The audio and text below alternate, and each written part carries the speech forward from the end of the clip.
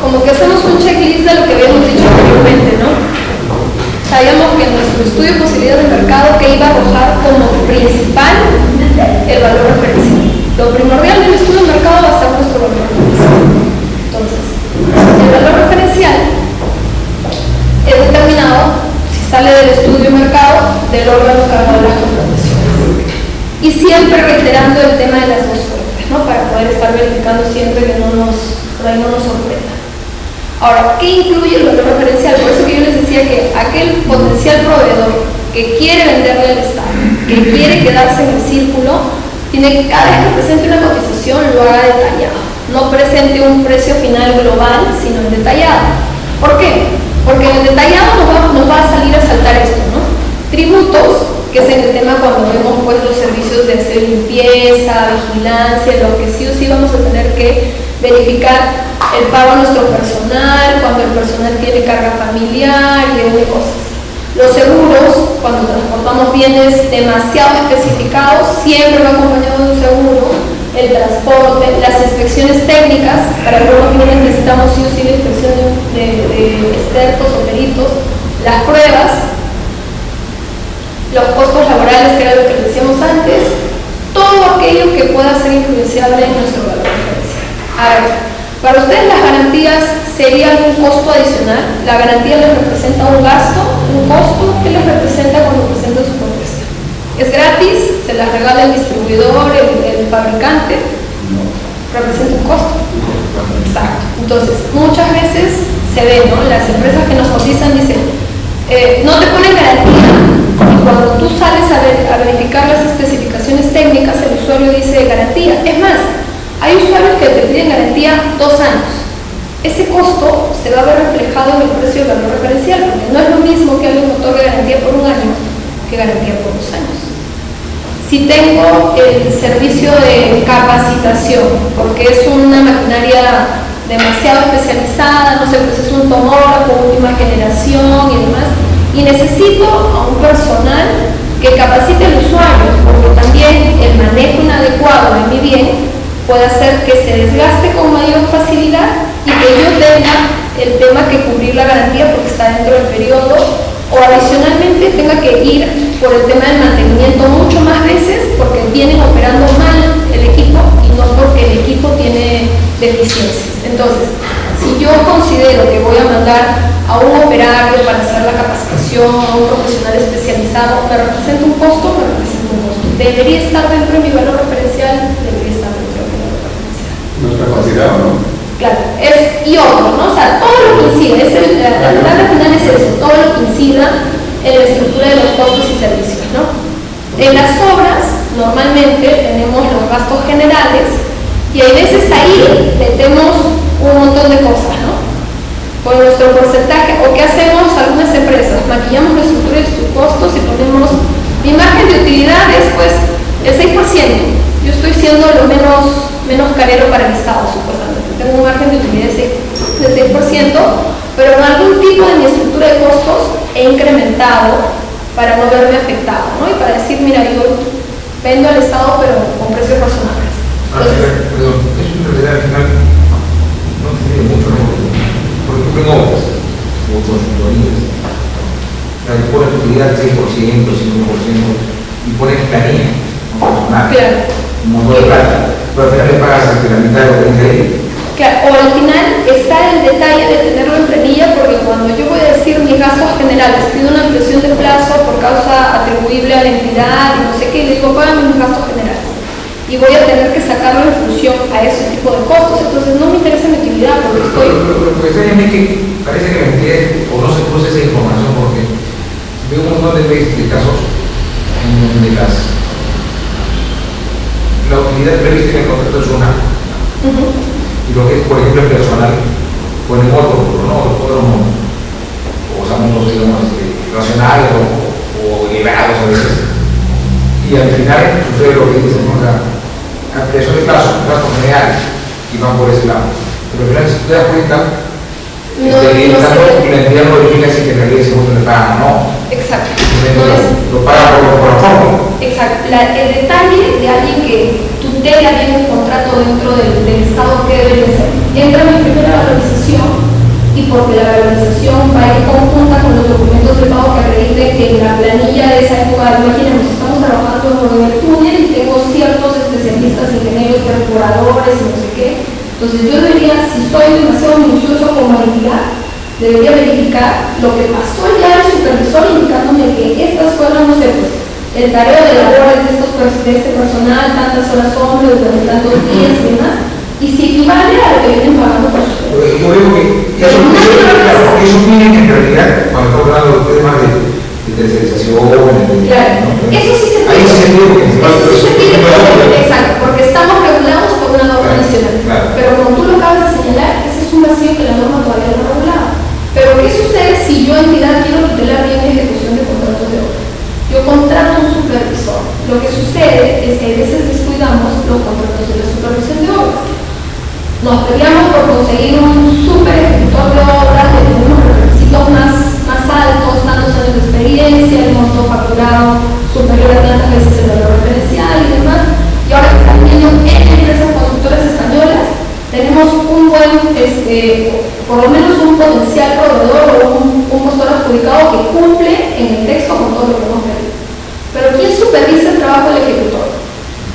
El supervisor. Y hay veces descuidamos al supervisor porque como va a ser un proceso mucho más sencillo, menos engorroso, saco mi valor referencial en virtud al expediente de contratación máximo el 10%, entonces lo vemos mucho más sencillo y nos olvidamos de escoger a un buen supervisor. El túnel Santa Rosa, que se ejecuta, que lo ejecuta la Municipalidad de Lima, se inició con la gestión de Castañeda. El expediente técnico es elaborado igual por un consultor externo y es elaborado con la intención de que se convoque a la fecha, o sea, dentro de la gestión de Castañeda esa obra. ¿Qué hacen? Dividen el túnel en dos etapas. Por lo tanto, la consultoría de la obra también la sacan en 2 etapas. Y lo que señala este consultor para factor esponjamiento no es el mismo que señala este consultor para factor esponjamiento. Problemas ahora en la ejecución de obras, muchas, porque como el que ha ganado el contrato de ejecución de ambos tramos es Gran y Montero, tiene las herramientas de juicio para decir que en un expediente técnico le dicen tanto por el valor de esponjamiento y en el otro le dicen menos. Ha evidenciado por todas luces que el expediente técnico tiene defectos. Y ahorita la Municipalidad de Lima tiene arbitrajes de casi más de 13 millones de soles en los que Gran y Montero venían ganados todos. Todos porque hay que reconocer que las entidades públicas no le ponemos demasiado énfasis a nuestra defensa judicial. Por lo tanto, se están peleando como un monstruo que tiene los mejores abogados y que le han visto pues todos los defectos al expediente técnico. Y ya no se puede hacer nada porque ese expediente técnico sí lo solicitó la municipalidad, contrató a los especialistas y aprobó esos expedientes técnicos.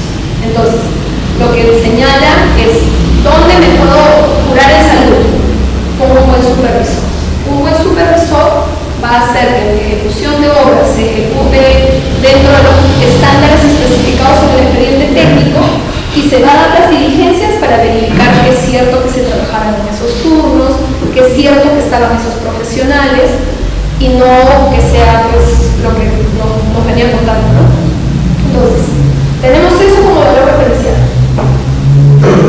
La antigüedad del valor referencial. Dígame. Claro, lo que pasa también es que, por lo general, la supervisión no tiene la experiencia con respecto al residente que se pide de una obra en un contratista. Al contratista le deben pedir 20 años como mínimo de experiencia y al supervisor 10 años. Hay una fuerte diferencia en experiencia. Pero ahí radica una debilidad de las entidades, porque la norma es clara. La norma en el tema de obras indica que el residente que va a ejecutar una obra tiene que tener las mismas características. El supervisor tiene que tener las mismas características del residente. Acuérdense que el residente lo propone quien ejecuta la obra.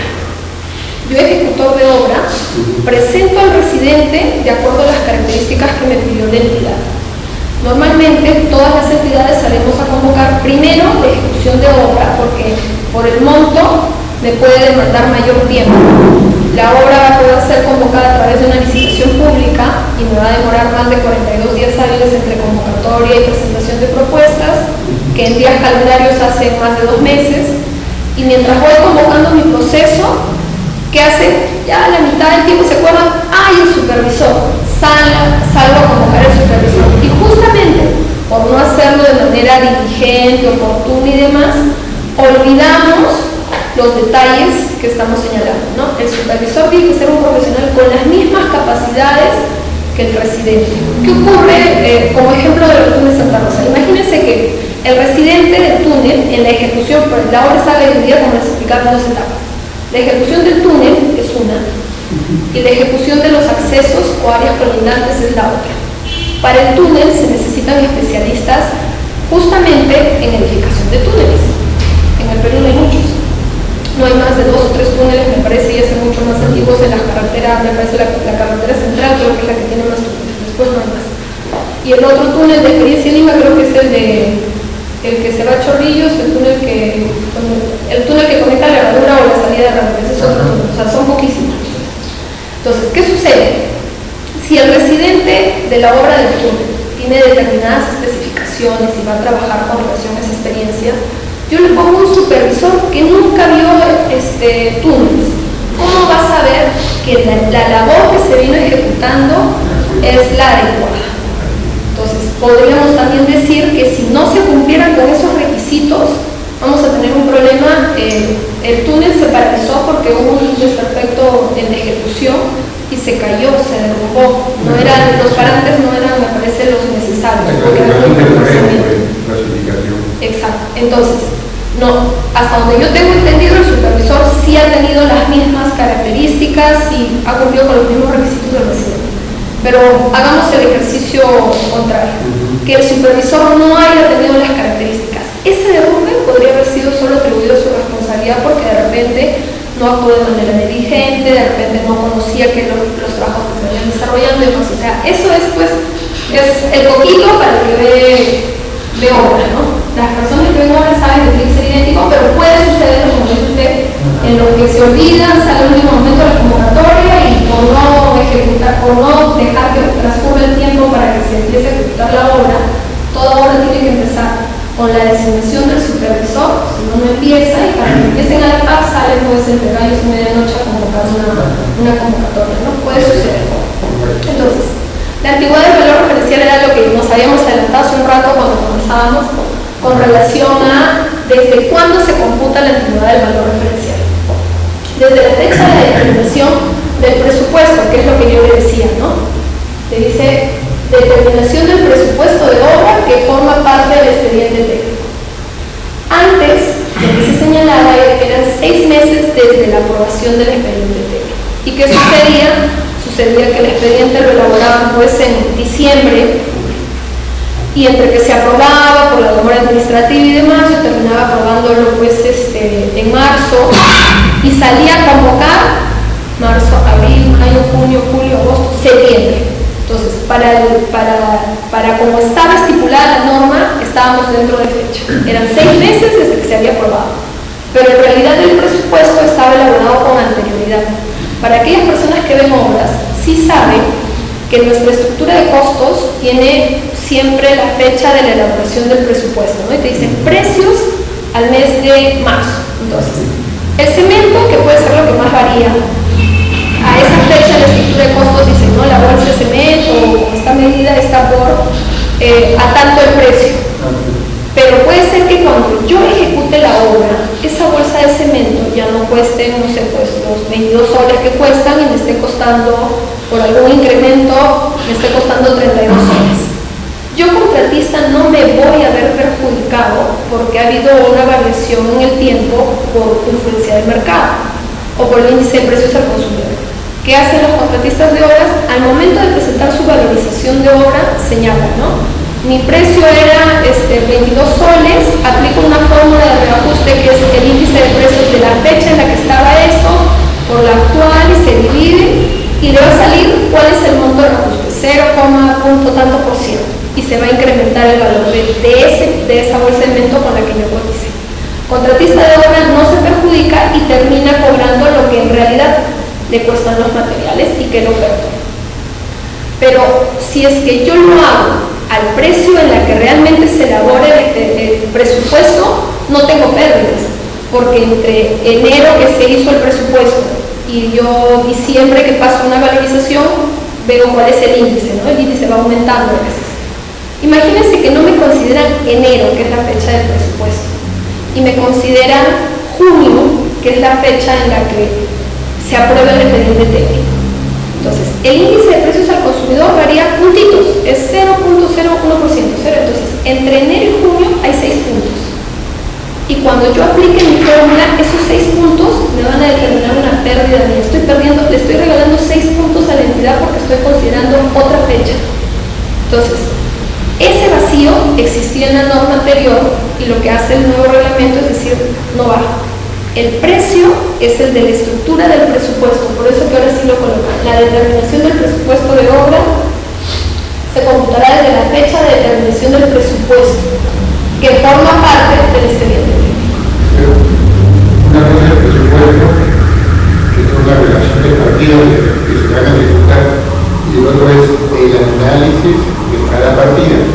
El análisis es la diferencia de precio que hay, o tiene otra fecha mucho más antigua que la fecha del presupuesto. Claro, pero ya la norma ha establecido como tope la determinación del presupuesto, que es la determinación final. Cuando yo contrato al consultor del expediente de obra, le pido que me elabore mi expediente técnico y que me señale, ojo, el presupuesto va a ser producto de un ejercicio, que es la estructura de los costos unitarios.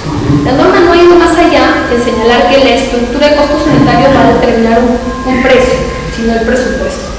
Pero puede ocurrir que en la realidad es cierto, ¿no? Que mi contratista de consultoría se demore o lo haga muy dilatadamente y me presente un presupuesto con estructuras anteriores. Pero acuérdense que los expedientes técnicos de consultoría también tienen un plazo de entrega. Entonces es entre ese tiempo razonable en el que debieron haber sido evaluadas esas propuestas. Eso ya sería pues eso sí sería una discrepancia total. Ahí sí tenemos herramientas para poder impugnar un proceso y determinar que no se va a ajustar a los costos de la realidad del mercado. Es más, yo consideraría que empresas serias que se van a presentar al proceso no irían, porque no te vas a presentar para perder dinero, te presentas para ganar dinero.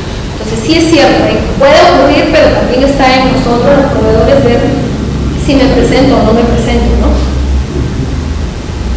Ahora, para el caso de consultorías de obras, antes consideraban que la antigüedad era la misma que la ejecución de obras, 6 meses. Pero se evidencia que la consultoría de obra no es tan complicada y que por lo tanto se puede determinar el precio con una antigüedad mucho más adecuada. Entonces, al ser la consultoría un servicio, le colocan el mismo plazo para bienes y servicios. Bienes y servicios generales siempre tuvo antigüedad 3 meses. Y a la consultoría la han variado, le han especificado que también va a ser considerada desde los 3 meses, desde la fecha de determinación del presupuesto de la consultoría. Bienes y servicios los 3 meses, ¿no? Ahora, estos 3 meses en bienes y servicios, ¿dónde se determinan? Porque acuérdense que en bienes y servicios no tengo un expediente técnico, desde la aprobación del expediente de contratación. Acuérdense que el expediente de contratación, les habían explicado después la vida de nuestro proceso, ¿no? Desde que el área usuaria manda sus requerimientos, salgo a cotizar, tengo valor referencial, todas las actuaciones están ahí. ¿Cuándo se aprueba el expediente técnico?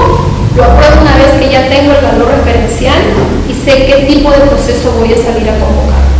Entonces, una vez que ya aprobé el expediente técnico, el área de abastecimiento o logística tiene 3 meses para salir a convocar ese proceso.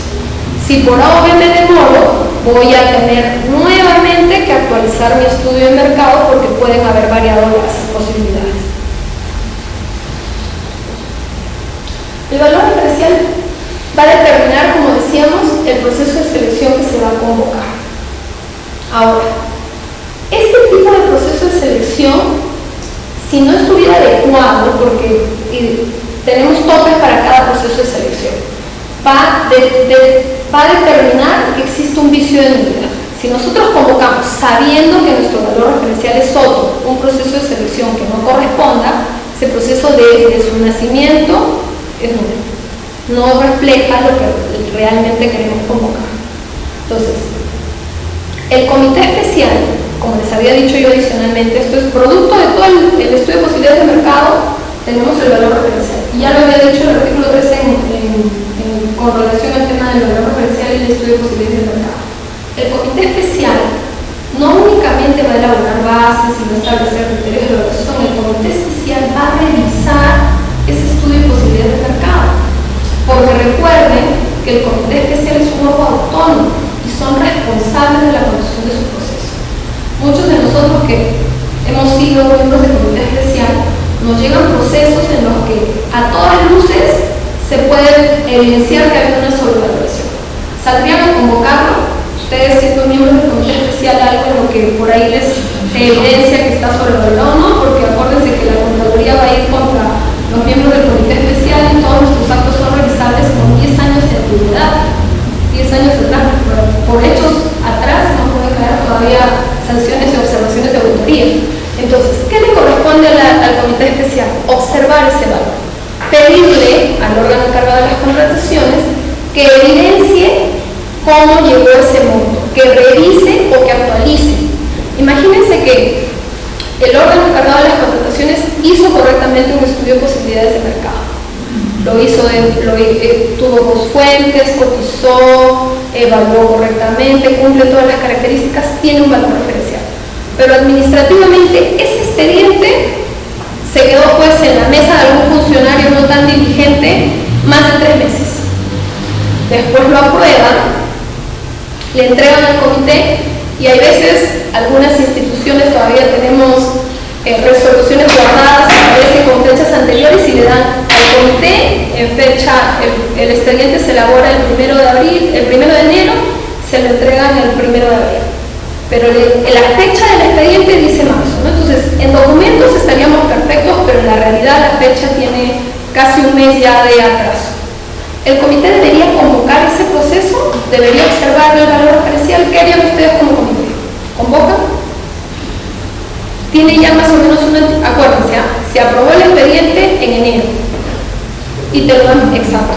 No podemos convocar ese proceso. Si está por el plazo, no, pero recuerdo mucho el tema de la correcta Hyundai, por ejemplo, el tema que compró el Ministerio de Seguros, patrulleros. Claro, no estaba esta norma que obligaba a dos clientes, por lo menos. Todavía no. Lo que decían era hacer un estudio de mercado y no te ponían todas las cosas. En ese caso, lo que pasa es que en ese caso al final también le dieron una jornada de comité especial. Porque si la norma sí decía que el órgano de mercado era el que hacía el valor referencial, no el comité. Y digamos, yo recuerdo que estaba dentro. El referencial con la composición que había sacado está dentro del plazo y todo. Pues sí, un parámetro para juzgar a la del comité. Es decir, el comité tendría que hacer una obra chapa del órgano encargado. Ahí tienes toda la razón. Se supone que debe ser totalmente evidente, algo incongruente, que a mí me demuestre que ese valor referencial es inflado. Por ejemplo, yo comité, me llega el expediente de contratación y reviso, ¿no? Algo evidente sería que el usuario me haya pedido camionetas con ciertas características que no eran tan sofisticadas y que misteriosamente todas mis cotizaciones tenían características que superaban las iniciales. Y como superaba, el área de contrataciones consideró que cualquier mejora era bien recibida y que por lo tanto justificaban los precios. Ahí más o menos la discusión es esa, eso es lo que venía ocurriendo en el Ministerio del Interior.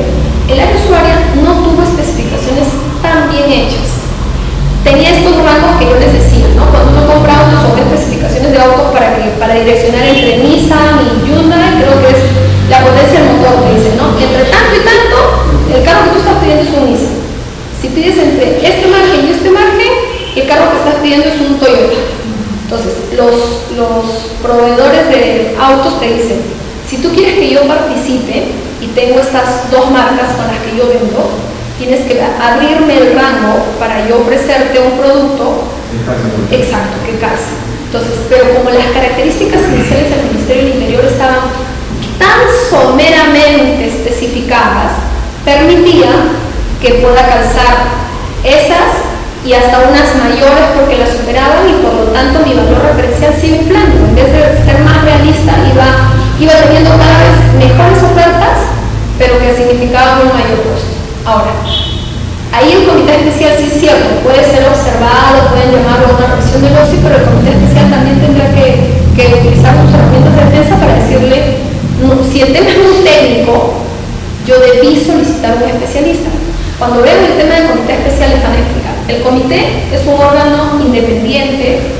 colegiado y que los tres no van a tener, el presidente no tiene mayor responsabilidad que los miembros, todos son responsabilidades solidarias.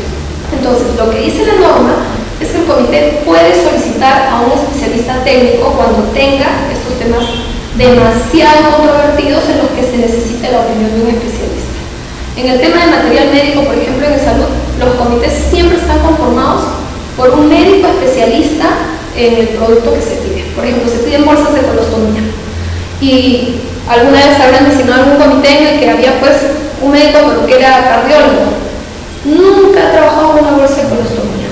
No podía revisar la muestra ni el material porque, para empezar, igual que nosotros, que somos los administrativos, nunca hemos visto una bolsa de colostomía. Entonces, vete a saber si la muestra que te presentan cumple con las características. No hay nada. Entonces, ese comité no puede evaluar esa muestra. Ese comité tiene que pedir a un especialista. ¿Qué hace salud? Salud en todos sus comités tiene especialistas ya en la materia, ¿no? Si lo que están pidiendo son inyectables, siempre hay una enfermera, porque la que pone y la que está pues al corriente con ese tipo de cosas son las enfermeras. Guantes también las enfermeras.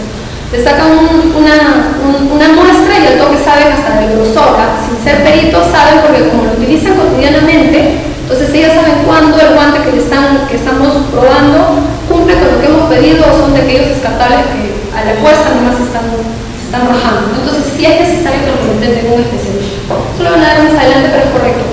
El comité entonces, a fin de cautelar su gestión, lo que va a hacer es, me llega el expediente técnico, lo reviso y evidencio por lo menos lo que me pide la norma.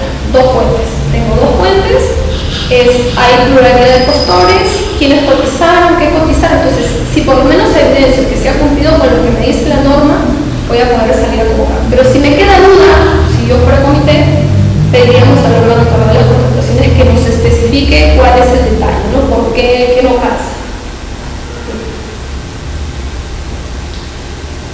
Con relación al valor referencial, salió este comunicado desde el 2009 en el que nos piden un resumen ejecutivo.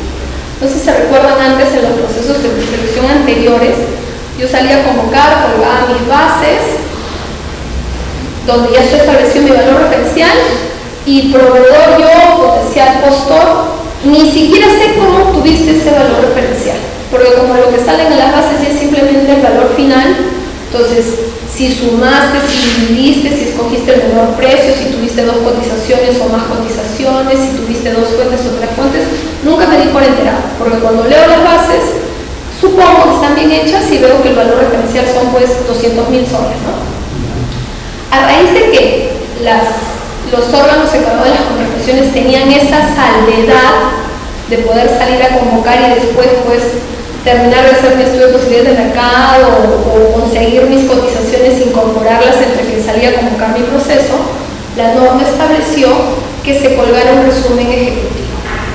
Sí o sí, junto con en los procesos de licitaciones públicas, concursos y adjudicaciones directas, siempre había que cargar el resumen ejecutivo. ¿Y el resumen ejecutivo qué es? Es más o menos el detalle conciso de cómo tuve o de cómo realicé mi estudio de posibilidades por precio del mercado, bajo sanción de nulidad. ¿Qué quiere decir? Que si ustedes se presentan a un proceso de selección y ha sucedido y le sucede a varias entidades, entran a las bases y después dice en la siguiente, dentro de la plataforma se hace en el siguiente icono, dice, ¿no? Resumen ejecutivo. Ustedes le dan clic y a veces la hoja está en blanco. Misteriosamente está en blanco, no hay nada. Eso es nulidad. O simplemente es nulidad si es que no se encuentra. Hay veces, como ya sabemos que los postores no revisan o que no son tan diligentes, tengo que convocar sí o sí para que en blanco, ¿no? Y después llamo al CEAS y le digo algo ha ocurrido, no está mi hoja, lo que fuera para poder aparecer con esa hoja, ¿no? Pero aquel postor que le interesa venderle al Estado, que está verificando su convocatoria, que ha cotizado, ya sabe, el que cotizó siempre llama y le pregunta, ¿cuándo lo vas a convocar? Porque yo te estoy cotizando y me interesa participar, no pierdo mi tiempo haciendo una estructura de costos si después no vas a salir a convocar. Entonces, el que cotizó y le interesa participar, siempre está atrás de su operador logístico y le pregunta, ¿cuándo sale la convocatoria? Y es el primero que entra a ver qué dicen las bases para ver si el valor referencial se acerca más a su precio, si está un poco más elevado y le permite tener algún margen de de dónde obtuvieron ese costo. Entonces, ¿qué dice la norma? Tenemos que cargar un resumen ejecutivo. El resumen ejecutivo va a tener lo de la causal de nulidad si es que no está cargado, y va a tener el detalle de las posibilidades de estudio de mercado. Ojo, a quien le compete cargar el resumen ejecutivo es al comité, porque una vez que se le entrega el expediente de contratación, el encargado de conducir todas las actuaciones es el comité. Pero quien tiene que elaborar ese resumen ejecutivo es el órgano encargado de las contrataciones. Tiene que tener el visto del jefe de abastecimiento y del analista que haya elaborado el estudio de mercado. Adicionalmente al resumen ejecutivo, voy a decirles qué debe contener nuestro resumen ejecutivo de esta carta. Tenemos unos casos prácticos y el resumen ejecutivo va a contener, nuestro resumen de la elaboración de estudio de mercado. ¿Qué va a decir? Normalmente ustedes van a ver es un cuadro, y no está en la diapositiva, es un cuadro en el que te dice fuente de cotización 1 y aparece si fueron las cotizaciones a proveedores, fuente número 2 si hay un precio histórico, fuente número 3 puede ser la consulta de los precios en el SEACE para ver cuál es el suma. Que yo tenga 3 fuentes no quiere decir que considere que los 3 precios son válidos. Yo puedo considerar que la fuente 3 no la voy a tomar en cuenta porque no se asemeja a mis características técnicas. O sea, entré al SEACE, busqué una compra de computadoras y vi que el Ministerio de Educación estaba pidiendo unas Pentium 5, pero las que yo estoy pidiendo son Pentium 6 con otro tipo de monitor, otro tipo de teclado, entonces no considero esa fuente, pero ya es una fuente valedera para mi estudio. Tengo otra cotización que sea en histórico, el del año pasado. El año pasado el Ministerio de Vivienda compró computadoras, pero con determinadas características. De repente mucho más sofisticadas porque iban a ser utilizadas por el área de ingeniería para ver el tema de puntos estratégicos y demás, y tiene todo un software distinto al de una Corel 2. No la tomo en cuenta, pero es parte de mi fuente de estudio de mercado. Por lo tanto, solo me quedarían mis cotizaciones. Tengo 3 cotizaciones respecto de las cuales o promedio o escojo el monto más bajo. Entonces, ese resumen ejecutivo es un cuadrito en el que aparecen esas fuentes, aparecen también los nombres de las empresas que he cotizado, aparecen los plazos de entrega y yo señalo la metodología que obtuve para obtener mi valor referencial. No se consideró la fuente 3 porque no tiene similares características a lo que yo estoy pidiendo. No consideré la fuente del histórico 2 porque era una tecnología mucho más avanzada. Consideré solo la fuente 1 y obtuve el promedio de los precios o escogí el monto más bajo. Entonces, eso es lo que va en nuestro resumen ejecutivo. Disculpe, doctora, ¿en obras no es así?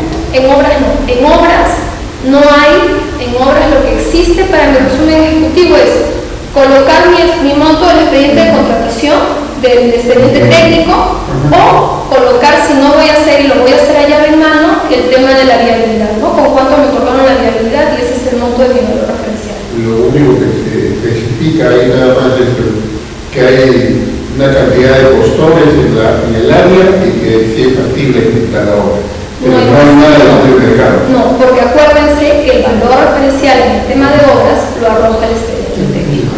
Y en el caso de que no tengamos el expediente técnico porque sea una obra a concurso oferta, entonces va a ser el estudio de la viabilidad inicial el que nos da el monto del valor referencial. Y se la suma a perjudicar y no acompaña el estudio de mercado. No va a acompañar porque es independiente del otro. No, es independiente del tipo de proceso. Acuérdense que en obras, sea proceso unitario, sea suma alzada, sea concurso oferta, salvo los concursos ofertas, el valor referencial lo determina el expediente técnico. Ya se contrató a un especialista que me hizo el expediente técnico, que me hizo la estructura de costos y demás, y ese es el valor referencial. Tanto así que cuando ustedes vean los factores de evaluación se van a dar cuenta que solo para el tema de licitaciones públicas y adjudicaciones directas públicas en obras existen criterios de evaluación. pero para las obras, adjudicaciones directas selectivas y menores cuantías, no existen criterios de evaluación. Gana el precio más bajo. O sea, esas propuestas en obras son las más sencillas de calificar. Se presentan todos los postores y presentan los anexos de las declaraciones formales de todos los expedientes, presentan una declaración adicional en la que dicen cumple con los términos de referencia del expediente técnico. Y el sobre que manda, el único que presentan adicional a ese, después de su propuesta técnica, es el del monto de la oferta económica. Entonces ahí ganan por precio. ¿Por qué? Porque no necesito más detalle, todo está en el expediente técnico, basta que él diga que va a sujetarse al expediente técnico para yo, entidad, tener la tranquilidad de que quien va a ejecutar lo va a ejecutar como lo estoy pidiendo. Entonces ahí manda solo el expediente técnico. Recuérdense que en obras no es igual que en los servicios. Eran los ejemplos que les decía yo con relación a la antigüedad. Tenemos un expediente de contratación del servicio de limpieza que se aprobó exactamente hace 3 meses y hoy se aprobaron las bases. ¿Es legal que la entidad convoque hoy el proceso de selección? Hoy se cumplen los 3 meses, hoy convoco. Hoy aprobé bases, hoy convoco. Hoy hasta las 12 de la noche oficialmente pueden darse a colgar, que se hace, permite colgar convocatorias hasta las 11 y 50 de la noche. Y que no les sorprende que van a haber convocatorias a esa hora. Es usual. ¿Es válido o no es válido esa convocatoria? Sí. Está válido, exacto. ¿Por qué? Porque la norma no diferencia nada con relación a la aprobación de bases. Lo que la norma dice es que tengamos nuestros 3 meses. Si fui pues recon 3 créditos, yo comité especial, y el mismo día que me entregaron hice mis bases, y ese mismo día convoco, y ese mismo día se cumplen los 3 meses, ese proceso es válido. No hay ningún problema. Tengo 2. Si exactamente hace 2 meses se aprobó el expediente de contratación para la contratación de equipos de cómputo y aún no se aprobaron las bases administrativas, no tengo bases, ¿la entidad puede convocar el proceso?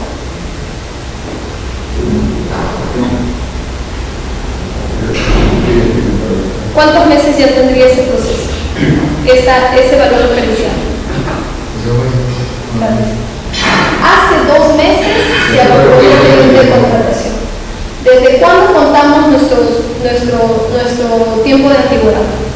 Desde la aprobación del expediente. Entonces, si hace 2 meses lo aprobé, todavía me falta 1 mes. Entonces, sí puedo convocar. Pero no tiene bases. No tiene bases. Claro, pero ya puede convocar el proceso. Claro, o sea, vamos a leer al detalle. La entidad no debe convocar el proceso de selección sino hasta después de elaborar las bases. Pero esas bases deben de ser elaboradas dentro del último mes que me queda. Digamos, hay tiempo. Exacto, o sea, el detalle de la pregunta es, ¿puedo convocarlo? Sí, pero cuando tenga las bases. Siempre y cuando mi elaboración de bases no me demande más de 2 meses, porque ya sé que estoy pasando tiempo. Exacto, solo tengo 1 mes adicional para poder convocar. Ahora, si yo me demoro, ¿qué debería hacer? O sea, yo comité me demoro en elaborar mis bases más de 1 mes. ¿Qué me tocaría hacer? Actualizar el valor. Exacto. Yo tendría que salir a actualizar mi valor referencial, ¿no? Porque si no, eso también va a ocasionar una realidad. Alguien que al toque revisa el proceso se va a dar cuenta que ese valor referencial ya no refleja dentro de las fechas. La tercera pregunta. ¿Qué puede hacer un proveedor si se da cuenta que el valor referencial para la ejecución de una obra señalado en las bases, de la que es parte del expediente técnico, es distinto a la del presupuesto de obra del expediente técnico? Acuérdense que se trata de una obra. En una obra el valor referencial lo arroja el expediente técnico. Y acá me dicen que es distinto a la obra del expediente técnico. Entonces,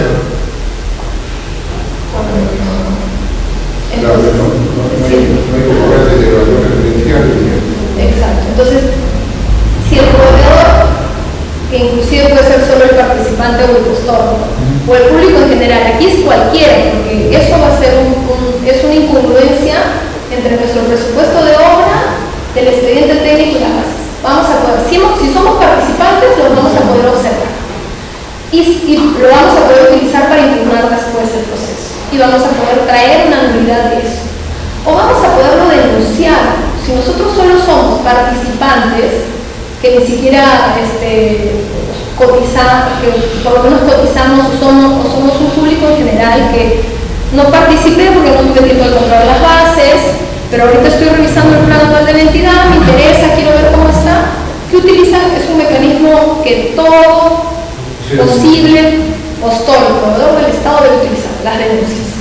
A veces consideramos que solo si somos postores tenemos derecho a presentar una impugnación, pero sin la necesidad de ser postores podemos presentar denuncias. Entonces, esa denuncia la hacen rápido en realidad. ¿Cómo dices? Esa denuncia la hacen rápido en realidad. Mira, todo depende del canal que utilices. ¿Yo qué te recomendaría? ¿O qué he hecho cuando me ha ocurrido hacer una denuncia porque he estado del otro lado y no soy identificado? Entonces, mi denuncia la hago con copia a la Contraloría, con copia al órgano, si es un ministerio, o sea, si digamos es una, exacto, si digamos es un ministerio y no tengo a alguien mucho más arriba, con copia al OCE, con copia a la Contraloría y con copia pues al ministro para indicarle que hay pues un flagrante hecho de nulidad en este tipo de procesos y demás. Mientras más voy a mucho más rápido me van a atender.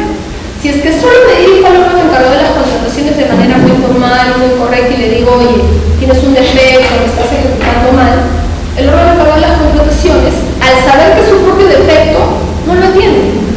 Agarro y le dejo, es una denuncia, no tengo ningún tipo de procedimiento interno que me diga cómo, no está regulado ni siquiera en mi culpa. Lo dejo ahí hasta que tu proceso camine, adjudique una prueba y ya te olvidaste, pues, ¿no? Como ni siquiera les costó, no me interesa. Pero si yo hago que me escuchen pues Contraloría, mi denuncia y demás, estoy ahí tras y tras, va a generar que tengan que revisar el proceso. Si hablamos de una municipalidad, entonces tendré que dirigirme pues al gerente municipal, con copia frente al alcalde, ¿no? Son mecanismos de defensa que los postores van a tener que tener en cuenta para poderse hacerse escuchar. Hay un caso, doctora, con respecto a la mano de obra, que sabe que anualmente hay un reajuste.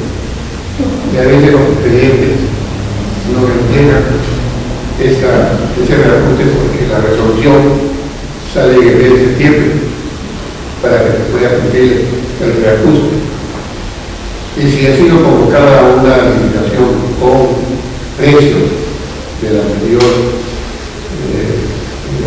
pacto, ahora que ya sale la convocatoria y se considera ese reajuste no refleja si se reajuste con el índice, porque el precio de la mano de obra, vamos a decir, ha sido al mes de julio, pero ya en julio ya presentó el sindicato su reajuste.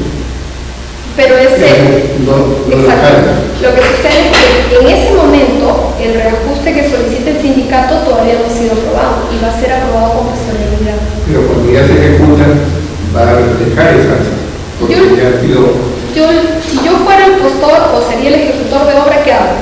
Por último, ese tipo de reajustes me lo puedo jalar a un arbitraje. Porque lo que te va a decir la entidad va a ser, no estaba, no se considera, es como decirte, pues es el riesgo que te estás corriendo al momento de participar.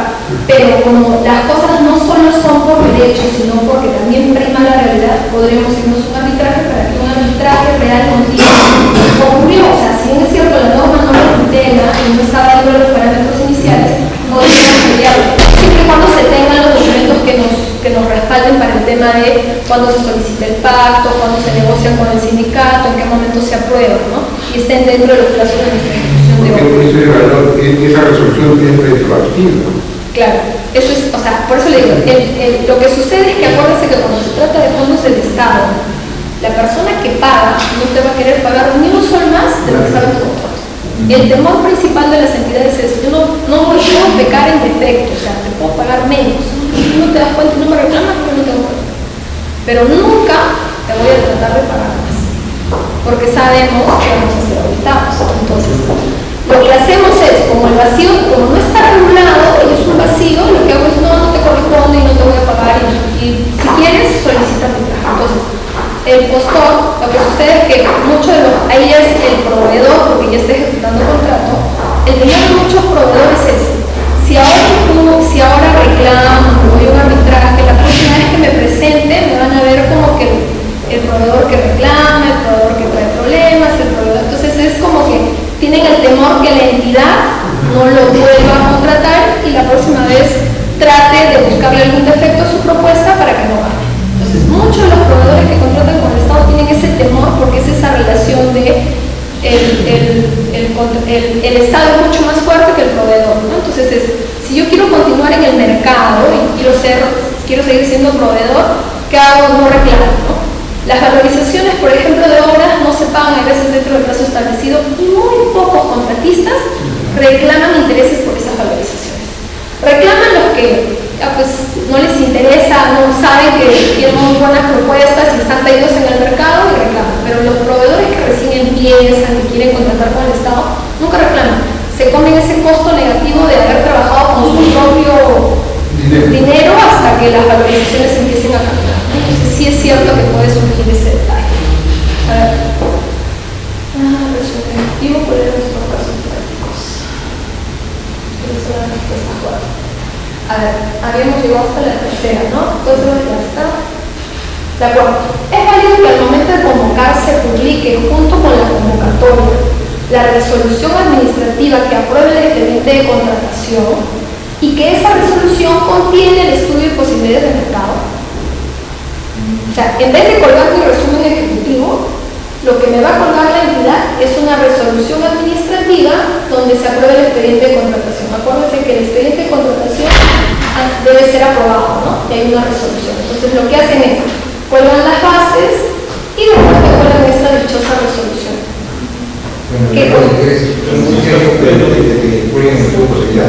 Exacto. ¿Qué es lo que la norma y el comunicado del OCDE señala que hay que cargar un resumen ejecutivo de posibilidades que ofrece el mercado. No me dice la resolución, me dice el resumen ejecutivo. Entonces, la pregunta es así, una rebuscada, le decimos, me cuelga una resolución administrativa en donde tiene que aprueba el expediente de contratación y que contiene el estudio de posibilidades de mercado. Las contiene, debe haber señalado en algunos de sus considerandos se hizo el estudio de mercado. ¿Sería válido? ¿Qué opinan? ¿Sí? ¿No? Exacto. No es válido. Si bien el resumen ejecutivo cuenta como que se ha realizado el estudio de posibilidades de mercado, porque es el mercado debe determinar no puede sustituirse con una resolución administrativa. ¿De acuerdo? O sea, el comunicado es claro. El comunicado de la OCDE dice que tenemos que colgar nuestro resumen ejecutivo. Entonces, si alguien me cuelga esa resolución, no va a ser válida. Por lo tanto, si yo ya estoy enterado, soy un postor diligente y observa y revisa sus bases y verifica que el colgado se hace, puedo utilizar eso para declarar la nulidad de ese proceso. Y así. Un proveedor verifica que la primera convocatoria del proceso de selección es una adjudicación de menor cuantía. Y si la segunda convocatoria también se realiza por AMC, es obligatorio que se elabore un resumen ejecutivo.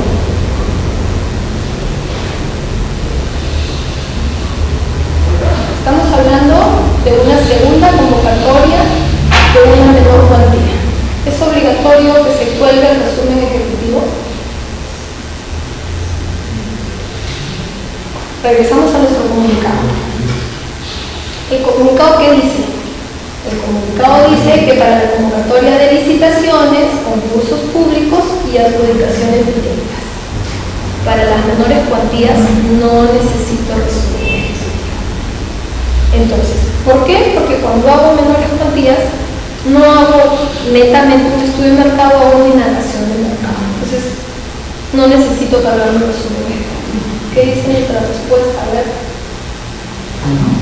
Hay que distinguir los dos supuestos, ¿no? Estamos en el segundo supuesto, que desde un inicio el proceso de selección siempre fue una adjudicación de menor cuantía. Es decir, el resumen ejecutivo es obligatorio para los casos, derivados de los procesos de desiertos, pero cuando se derivan de menor cuantía. ¿Qué quiere decir? El ejemplo, la respuesta está dada para un ejemplo adicional. Si yo en todo caso convoqué un concurso público que se fue a desierto, la convocatoria de ese proceso público se hace a través de una menor cuantía. ¿Esa menor cuantía necesita resumen ejecutivo o no? La que es derivada del desierto. La que es del deber del desierto sí necesita resumen ejecutivo. Entonces, las que siempre fueron menores cuantías no necesitan resumen ejecutivo. Aquellas Entonces, una entidad pública que otorga la buena prueba a un contratista no necesita entonces emitir una resolución, sino simplemente un resumen ejecutivo. Nos estamos confundiendo. Cuando la entidad otorga la buena prueba, lo hace en acto público, y el acto público es la adjudicación de la obra. Cuando ustedes están en un acto público, tienen la presencia de notario, está el comité, lee los resultados de su evaluación y dice: conforme a la evaluación técnica, los puntajes son estos. Conforme a la evaluación económica, los puntajes son estos. Producto de esas dos evaluaciones, se adjudica la buena prueba al postor tal. Ese acto que queda consolidado en el documento que redacta la notaria, ese solo hecho y ese documento es su buena prueba. Ese es el documento. Lo que estábamos hablando ahora era el resumen ejecutivo, que es otro tipo de documento. El resumen ejecutivo es un acto anterior a mi proceso, a mi convocatoria de proceso. Junto con las bases, toda entidad está obligada a cargar el resumen ejecutivo, pero para licitaciones, concursos y adjudicaciones. ¿Por qué tiene que cargar el resumen ejecutivo? Porque yo les había contado antes que lo que hacíamos era sacar nuestras bases con un valor referencial simple y llano de repente hasta el plan anual, ¿no? En el plan anual aparecía el proceso por 2 millones de soles, y cuando salgo a convocarlo, convoco por 2 millones de soles, porque no estaba obligado en demostrarle a los postores cómo había obtenido ese valor referencial. La norma puso una traba adicional porque se dio cuenta que estábamos vulnerando, y lo que nos establece es: tú tienes que señalar cómo obtienes este valor referencial. No solamente tiene que estar en tu expediente, porque obvio, yo salgo a convocar el proceso y en el expediente los papeles pueden decir cómo obtuve mi estudio de mercado, las cotizaciones y demás, todo está en el expediente. Pero como no todos los proveedores van a ser tan diligentes de revisar el expediente, van a darle fe a las bases, que son un documento fidedigno, público, cargado, la plataforma se hace. Entonces yo voy a considerar que ese valor referencial es el adecuado. Pero para poder dar de mayor transparencia a los procesos, el OCE pidió que desde 2009 se publicaran los resúmenes ejecutivos. Entonces ustedes van a ver siempre junto con sus bases un resumen ejecutivo que es un cuadrito en el que se señala que cotizaron como fuente de cotización por lo menos 2, que se cotizaron a qué empresas y con qué precios. Fuente de cotización número 2 pueden ser los históricos o el SEACE, o lo que les decía yo, pues las cartillas de productos que son internacionales y que no tengo comercialización acá y los tengo ahí, mis brochures están ahí, esos son también mis precios. Entonces, son dos cosas distintas. Esa es nada más el resumen ejecutivo, no hay nada con relación a ello. ¿Tienen alguna consulta con relación a la determinación del valor referencial? ¿Les ha quedado claro? ¿Quieren algún otro ejemplo más? Porque ya con eso estaríamos cerrando el tema. Entonces, la próxima clase creo que ya les toca lo que va a ser las bases, y ahí van a ver reflejado todos los criterios de evaluación y demás. Eso sería todo.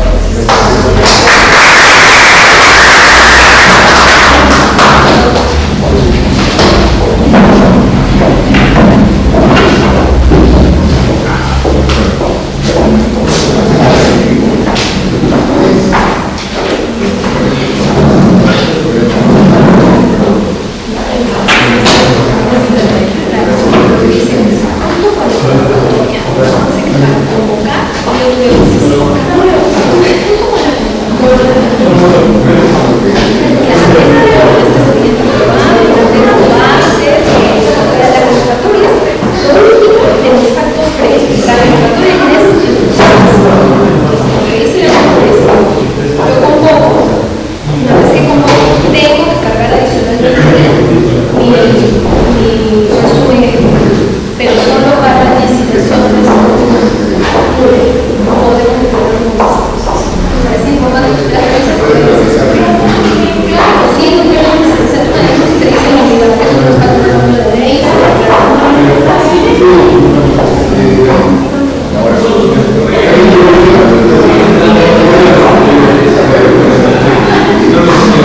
La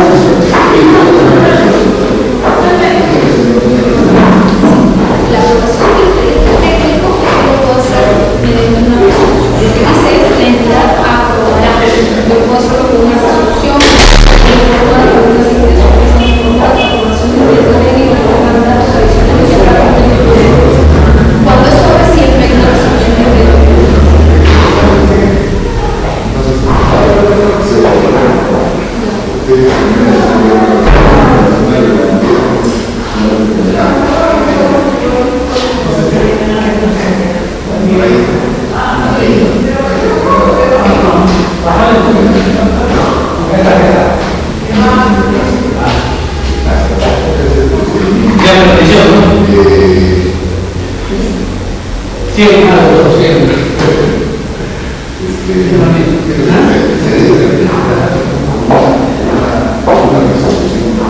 Las adendas en los contratos de obra son documentos adicionales al contrato y se trabajan como adendas, pero las van a ser producto de resoluciones que hayan declarado o anunciaciones a casa o adicionales. Siempre va a haber ahí una resolución previa, porque yo no me puedo poder imaginar una adenda de nada, por mucho guapo que me gusta de que vale más plata no puedo. Mientras que si yo tengo una resolución del titular que apruebe la adicional y que le va a permitir a los propietarios de mayores partidas, yo lo que voy a poner es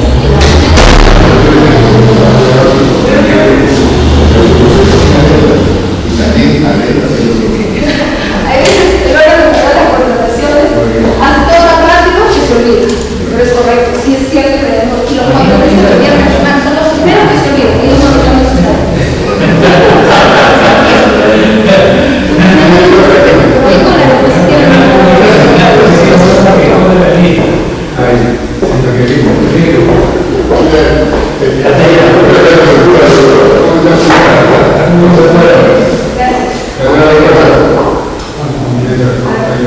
gracias.